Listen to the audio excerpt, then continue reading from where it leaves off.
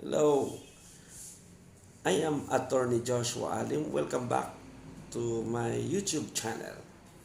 And Christmas is fast approaching. I hope everybody is happy and having fun with their respective families. A friend of mine sent a question to this representation. Her problem is about the support of her child. According to her,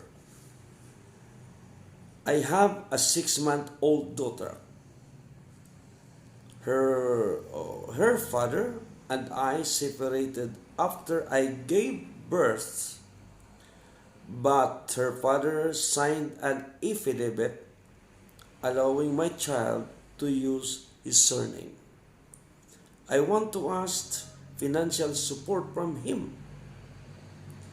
He currently has a live-in partner with whom he has a 5-month-old son, and they are planning to get married this coming month. He is currently employed and his income is more than average. He also has an extra money that he received from his sideline job.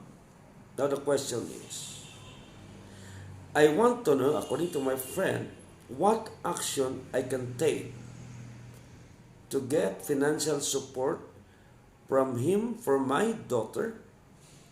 Is it expensive to file a case like this, like a case of support? Remember, the daughter of this friend of mine was born out of wedlock.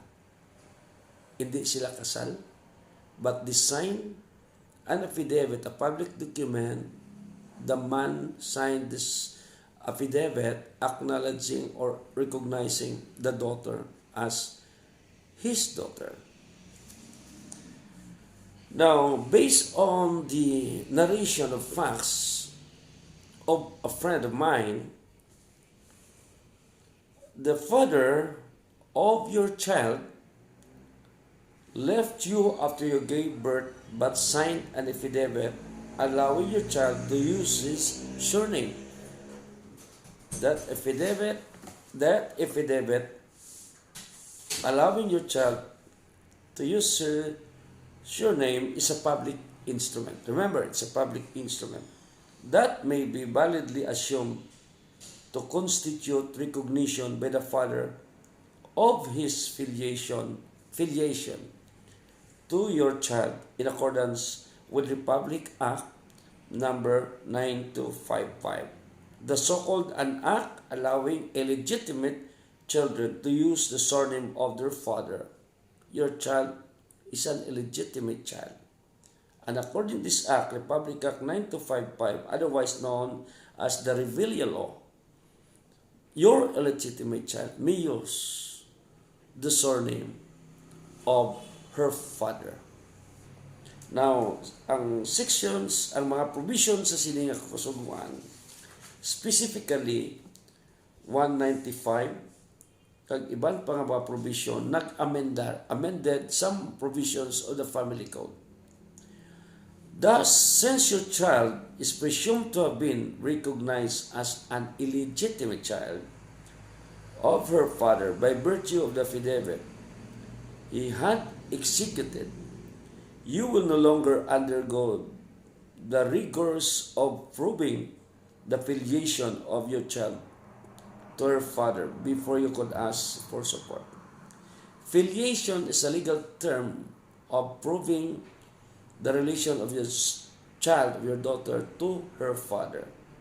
You may now ask for support from her father in accordance with Article 195 of the Family Code. What is this 195 of the Article 195 of the Family Code? Subject to the provision of the succeeding articles, the following are obliged to support each other to the whole extent set forth in the preceding article. Paragraph 4 of Article 195 of the Family Code provides parents and their illegitimate children and the legitimate and illegitimate children of the latter. Meaning, ang parent is under obligation to give support to his illegitimate child.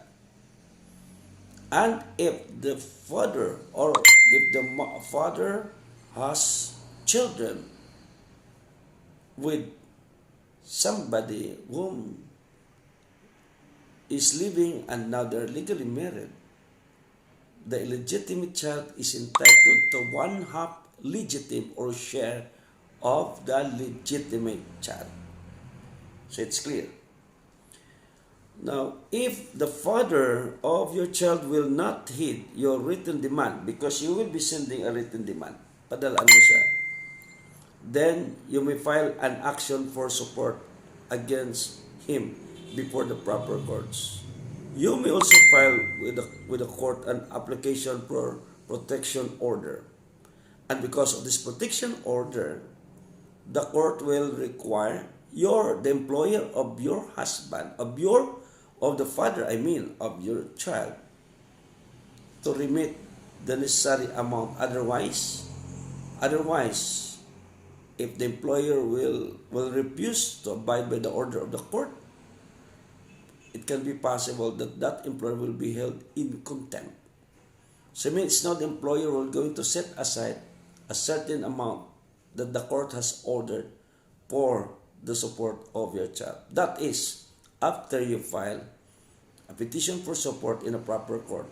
After you file that, you apply for protection order. Now, this is very, very important because the Christmas is fast approaching, and of course there are some children who has no recognized or who have no father at their side, but they are the so-called illegitimate children. They need money, they need support for their living, and that is very important.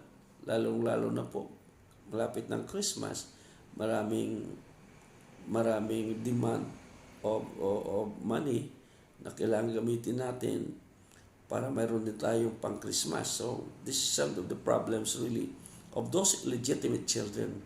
But no worries, you are entitled to support. First, the procedure is you just demand for support extrajudicially. Consult a lawyer para to send that demand letter of support to the father of your son, of your child. That is very important. So again, thank you so much. I hope I have enlightened everybody of the who have the same problem on those of their illegitimate children whose fathers are not giving support. Thank you so much. Advance Merry Christmas. This is Attorney Joshua Alim. Don't forget to like, share, and subscribe to my YouTube channel, Attorney Joshua Alim. God bless us all.